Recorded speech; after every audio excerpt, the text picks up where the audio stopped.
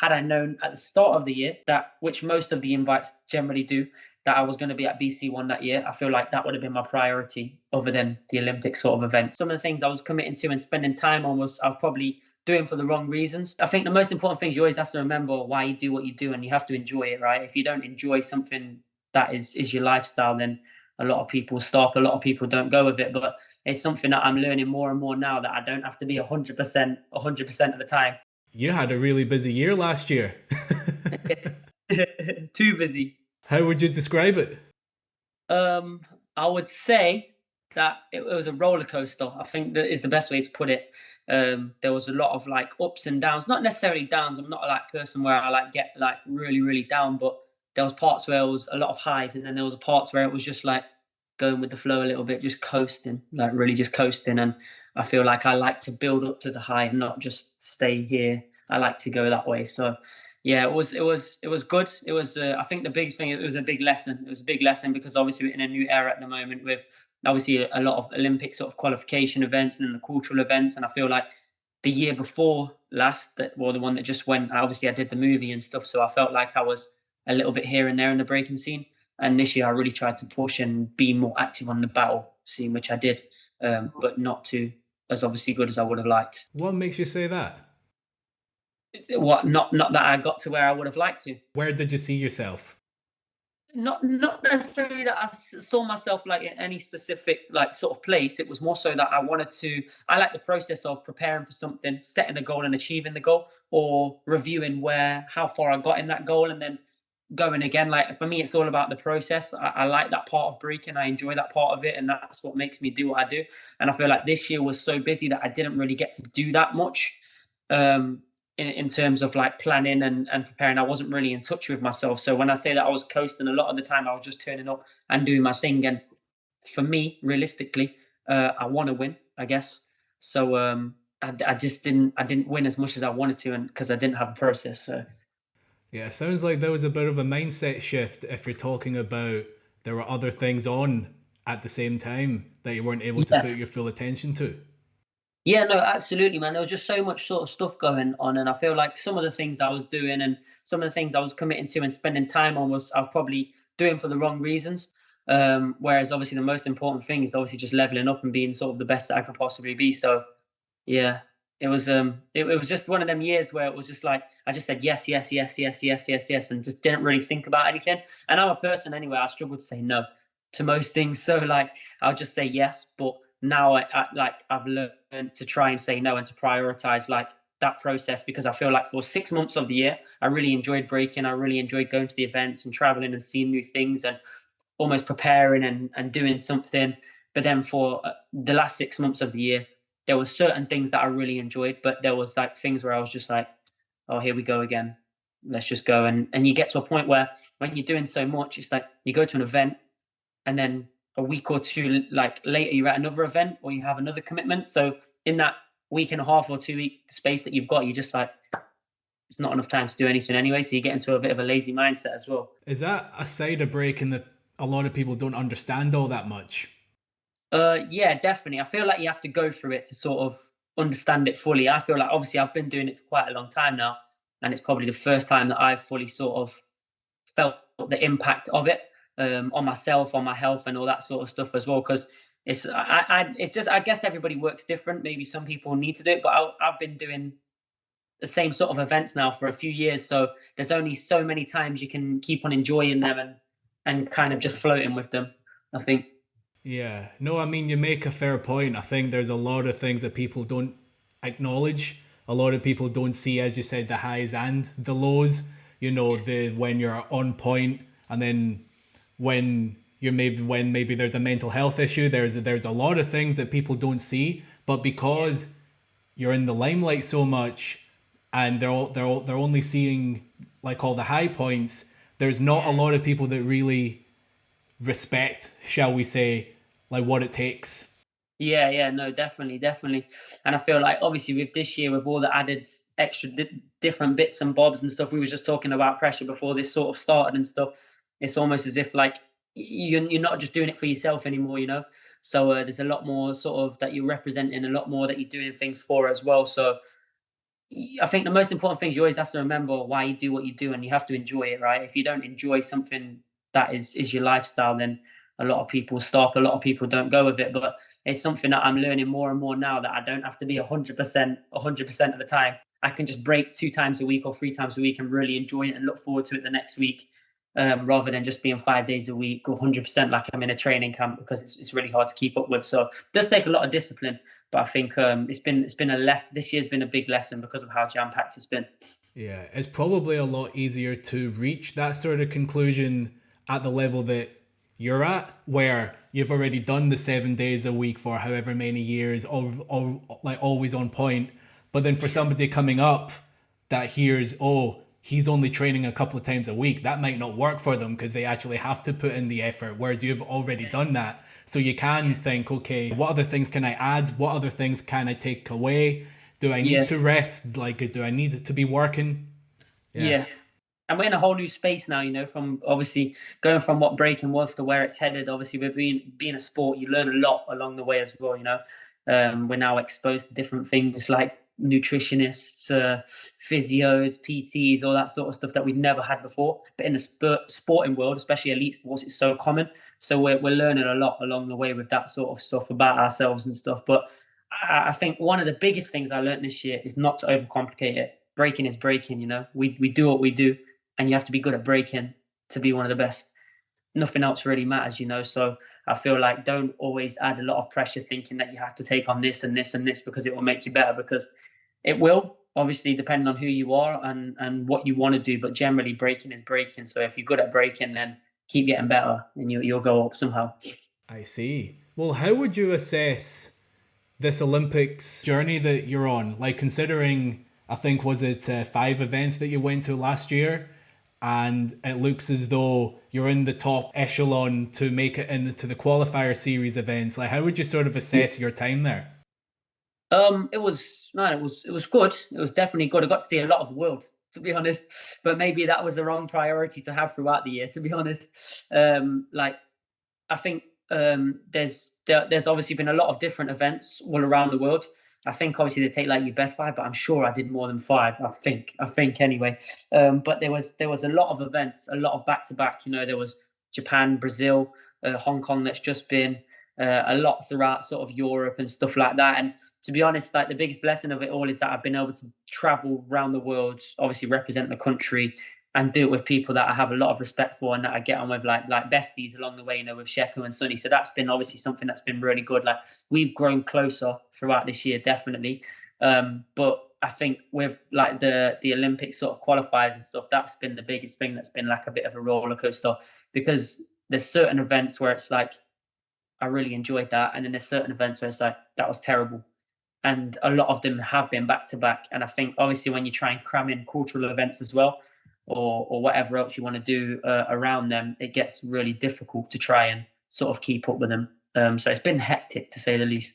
Been hectic. And then has that taken away your enjoyment of things if the events are looking the same way and you have to be on point all the time? And if you're not feeling it, if the atmosphere isn't right, because there's a completely different thing that we're involved with now. Yeah, no, definitely, definitely. I feel like it's been not inconsistent. I don't know if inconsistent's the right word, but I think that certain events are really enjoyable and other events haven't quite hit that same sort of level of enjoyment. And I feel like the ones where they get everything right in terms of when there's a good audience, when the people are close, when it has that raw, authentic feeling to it, and there's good music as well. I think that's one of the most important. I feel like when the ones are enjoyable, it's a massive high, and I feel like when the ones that aren't so enjoyable, it's not like a low, because the standard of competition, fucking incredible, of course, like it's right up there. But sometimes you have to force the feeling. Sometimes you have to fake it on the floor, and for me, I struggle with that, because I like to be authentic in what I do. I think I'm best when I'm conversating with what's happening in the room, whether that's the opponent, whether that's the crowd, whether that's the music, or little things that I see like throughout the battle. I feel like that's where I'm best, but sometimes I feel like you have to fake it and you have to force it. And when you're like repetitively having, like when you have to do that repeatedly, it's a little bit tough. I say, and that's what takes the enjoyment out of it. Because a good event is a good event regardless if you do good or bad. So you can always enjoy them. But when you've got a bad event and you have pressure to perform and you're just not feeling it, but you have to anyway, that's what kind of kills the enjoyment a little bit. It sounds like what you're saying is a statement that a lot of dancers have made even prior to the Olympics. You know, living their life week after week all over the world at different events. There's only so many events that you can be completely switched on for. And then, as you're saying, like if you're not enjoying the music or the atmosphere, or if you've been traveling for so long and then you're unwell, it doesn't sound uncommon what you're saying, but it's just unfortunate that there is this element of like you can't fully be yourself because of these other things. Yeah, I feel like if it's probably obviously down to my own fault as well because if I said no to all the other cultural events and all the other side jobs and stuff like that, and I only focused on these qualifiers, then I would have enjoyed them much more because I would have had a process to prepare for them. But when it's like, oh, I got to do this and this and this, and then there's a big qualifier, and then there's another big qualifier, and I have to do this and this and this. It's like there's no process, and for me, like I said, that's what I enjoy the most. So I think that is, I think that that's what it is. I feel like if you sort of spend time to prepare for them, it's a lot more enjoyable because of the journey of it in that sense. But obviously, I've done well enough to obviously get my spot in the OQS. So that's job done. Whether it was good or bad, I mean, I know that I can obviously go a lot higher and stuff. And some of the better events that I did, if I can maintain that consistency through the OQS, then I'm sure I'll be fine. Yeah. What do you think worked for you last year? Because you made it to the European Games, you made it to the top 8, which is a huge achievement in and of itself, and you made it to the top 8 of the WDSF World Champs as well, if I remember right. Like, Yeah, what yeah. do you what do you think worked? Definitely, there's a few things that worked for the World Champs, which was obviously the most recent one, where obviously I placed quite highly. Definitely, I had a few. I don't know if it was a few weeks or something, but I remember being just really busy around the time and stuff. Obviously, I just had the Red Bull BC1 announcement not long before, obviously at the UK Cypher, so that was like motivation for me anyway to train, because it was obviously much different from the OQS and all the sort of Olympics related events. And for me, obviously, Red Bull is like a big dream in a sense of breaking. So I had that to focus on, which meant that I had new motivation and I was able to train. And you can see the difference from being able to train to not being able to train. And all I had was like, I think I did like 9 days of training in total from the last event or whatever it is that I was doing before. And like the difference of just being in touch with myself and breaking with purpose for that week and a half was amazing. And that's what made the difference because I felt good going into that event. I felt more prepared, even though it was 9 days. And I just had a better mindset and a more positive mindset to go into that. So that was obviously how I felt for that one. So the process of just, building up to something was good for me. But then obviously doing the European Games, which obviously I earned my spot from the European Championships the November before in Manchester. For me, that was a process of, yes, like I worked hard and there was a process of training for it, but I think like a week or two before, I didn't actually train for it, and I just enjoyed life a little bit, and it actually helped because I switched off from breaking slightly, and I did a smaller jam the week before in Derby, and I won that, and it was just like pure freestyle, and I feel like I dance the best when I'm a bit free and there's no pressure on me. Like when I'm a little bit more cheeky, I can be a bit more explosive and stuff like that, and let my sort of style shine. So the European Champs was just one of those things where I felt like I had a lot to prove but I had absolutely no pressure to win. And I didn't really like it's I can say I didn't care about the result. I think I always care about the result, but there was no like added pressure on me. It's like, oh, I need to do this, or if I don't do this, then it's this. It's just like I just turn up and see what happens, kind of thing. And I was just sort of enjoying life, and I think that came out of my personality. A lot of people may think, why are you taking a week or 2 weeks off, like before a major event?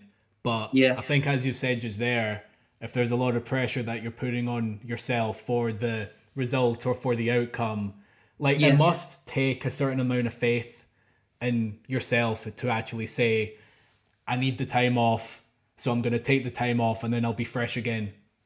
Yeah, no, definitely, and I think there's like a very fine line of the two. You have to enjoy your life and enjoy what you do, but obviously you also have to work hard as well. But work hard, but don't make it become like a chore. It shouldn't never be a chore. Obviously, you have to be disciplined, but don't feel like you don't want to do it because you start falling out of love with it and stuff. So there's like a fine line between the two. And for me, breaking's about like I think as we can see, like the people that do better at the moment in these sort of WDSF events and the big events are people with personality and you can't really have personality if you're not really enjoying yourself, and you're not, and you don't have it in real life. So yeah, that's that on it.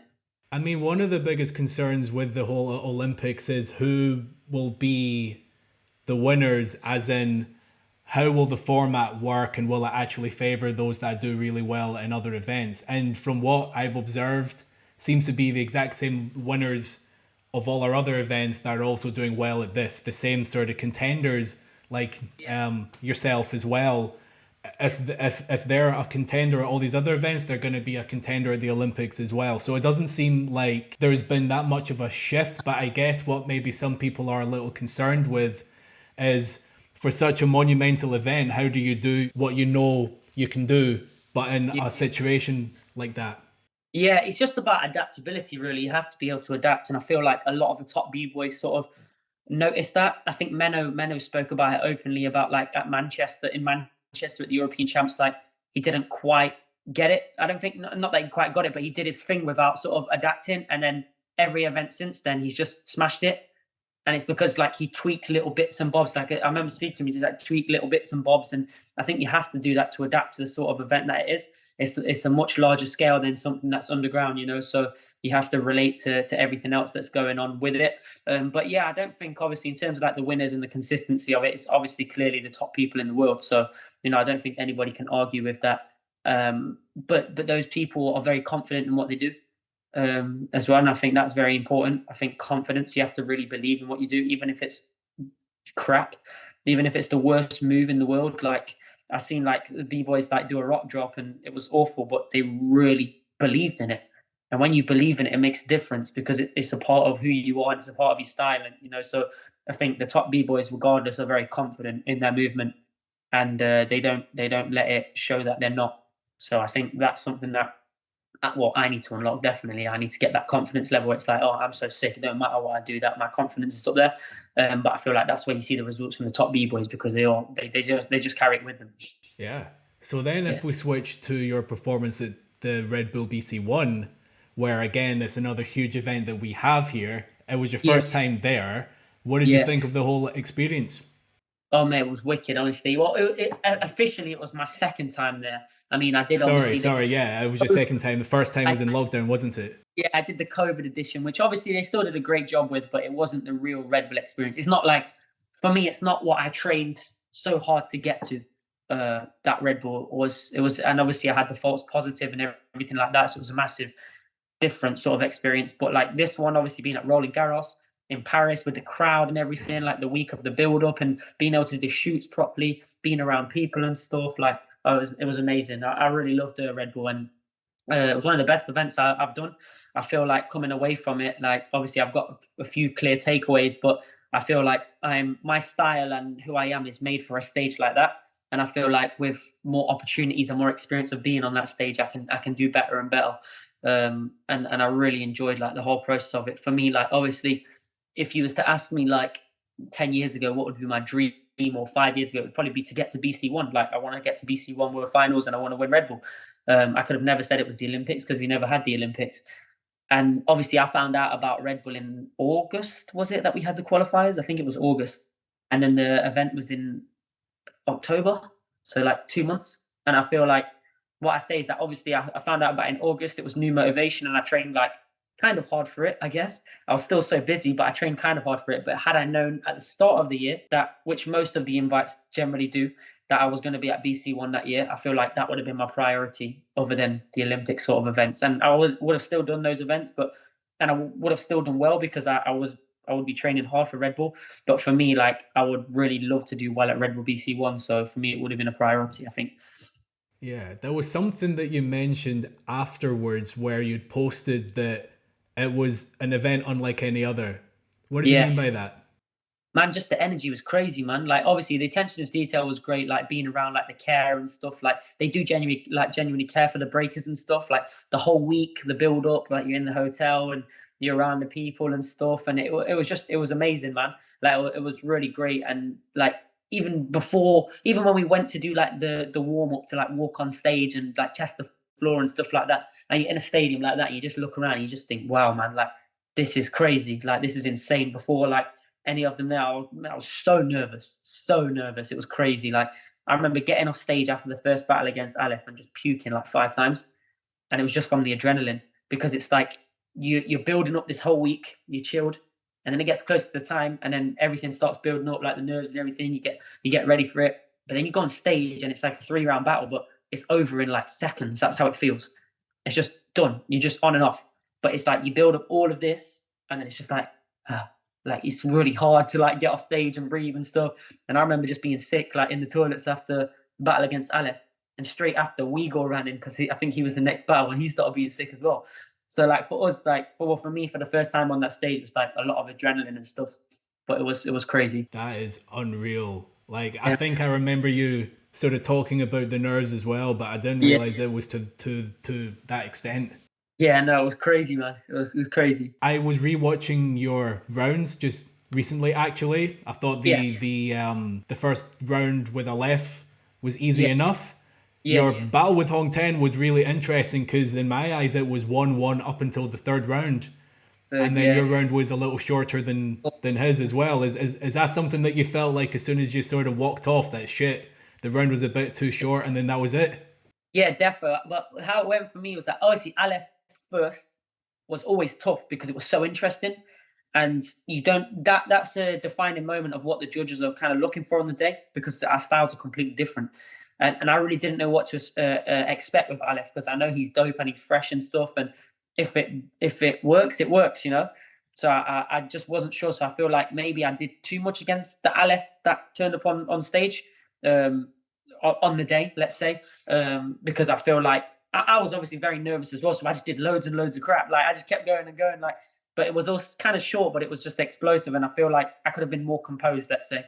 But that's what the nerves do to you. Then against Hong Ten, like for me, Hong Ten's a legend. Like Red Bull's his playground.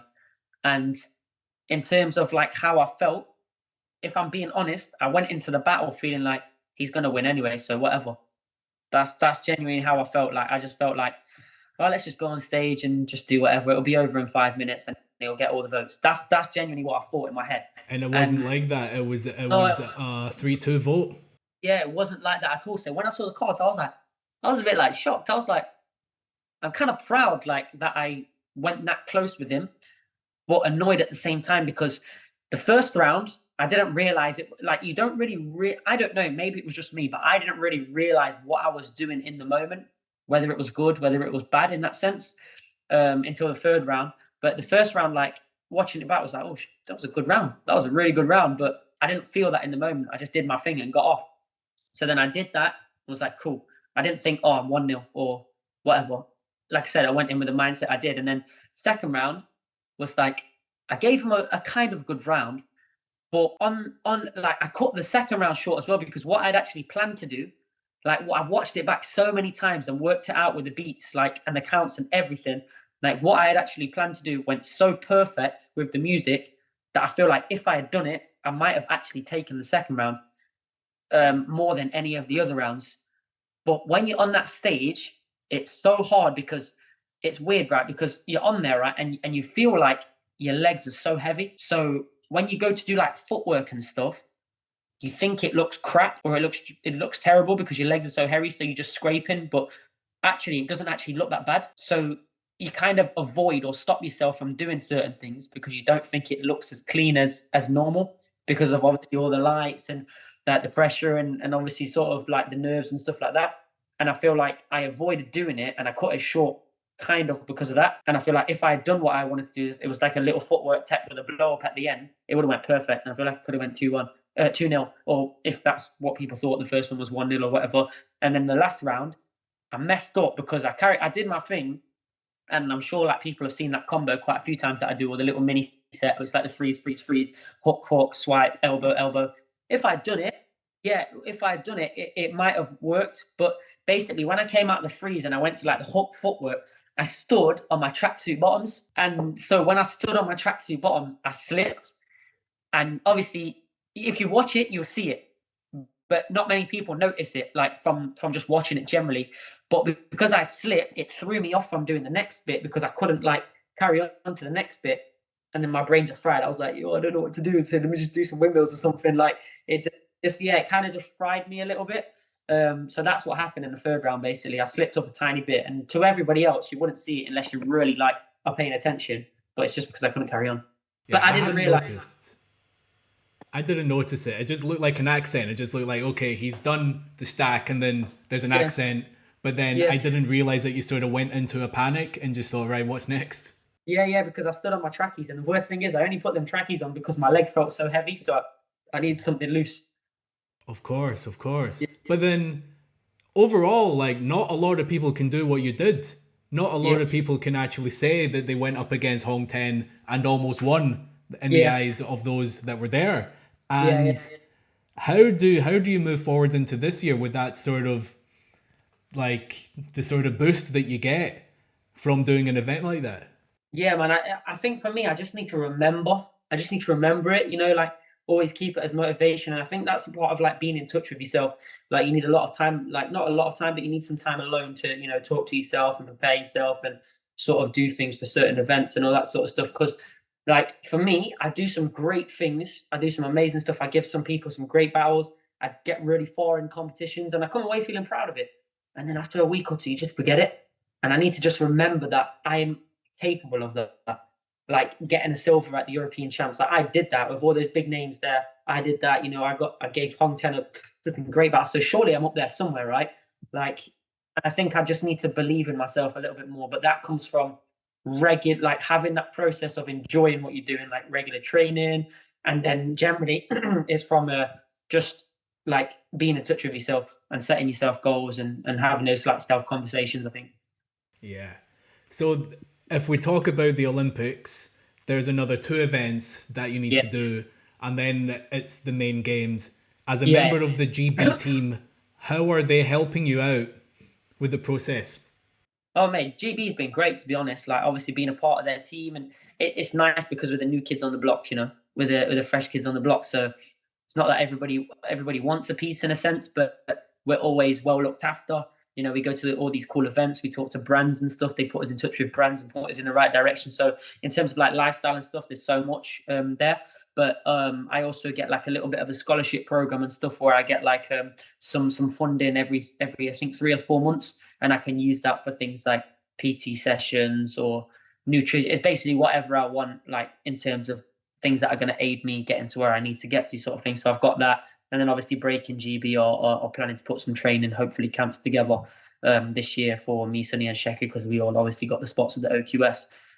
But the thing is, one thing you have to remember is that breaking is so individual, especially for this Olympic sort of stuff. So just do what works best for you, I think, and remember that you got to be number one. So that's my thing now. I just think that it's like they've got some great things going on, but everybody's different. Everybody trains, everybody has different priorities. So I just need to really figure out what works best for me for about the next like month or two and sort of do that. And that's why I'm trying to go back to the basics a little bit. Whereas I'm just training. I've turned down so many events in December, January, kind of February too. I just turned down so many because I just want to like enjoy the process of breaking, and I want to do the smaller jams and with my friends from here like Mac and James or Cannon, like the Derby boys, because I want to feel like the rawness of breaking at smaller events and stuff like that, and just build my confidence up through doing those again and just enjoying what I do. With the news as well that breaking isn't going to the LA games, and for now, for the adults, it only seems like it will be here this year and this year only. Yeah. Is there a pressure like with the GB team, and obviously as you said, like you're the new kids there? Is there a pressure to really deliver for them on top of the pressure that you put on yourself? I'm sure there's always obviously not an expectation, but I'm sure that that's what they want. Of course, like who wouldn't want that as us to be there? But I think that it's really nice because they've really incorporated us into the team and they celebrate us like their own, even though we're so new and stuff. And we don't really have we don't really have that pressure because we don't really have to conversate about it.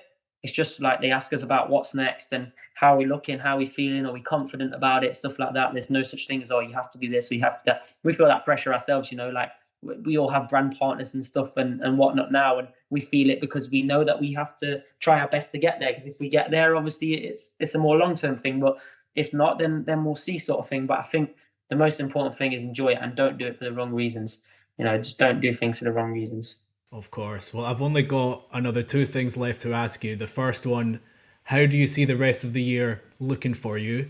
And secondly, why should people be tuning into the Olympics this year? So what have I got coming up? Really, so for the rest of the year, really for me is mainly focused on those two events, really, May and June for the OQS, one in Shanghai, one in May. I have a few different bits and bobs coming up. I think I'll go into America a little bit this year, a little bit more and stuff. Try and mix the sort of things because I feel like the priorities over there is more about the rawness, the style, the essence, and over here it's more about the content. So having the mix of the two can always be good. I've got good people over there, so for me, it's definitely going to be a busy one. Of course, it is, especially leading up to sort of the events and Paris and stuff like that. I'll be doing quite a lot with obviously the brands and stuff that I'm with in terms of Nike and Samsung now as well. So Samsung just announced today that I'm part of their global team, which is quite cool. So obviously I have a lot of sort of commitments with them, but generally I'm not doing anything that's unnecessary.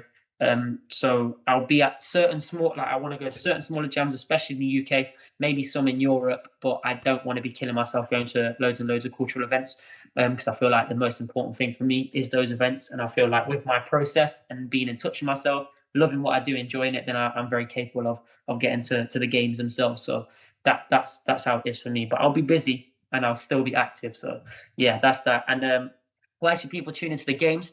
It's just going to be at fireworks, man. It's going to be explosions. Like honestly, it's going to be the most refreshing thing that the Olympics has seen for a long time.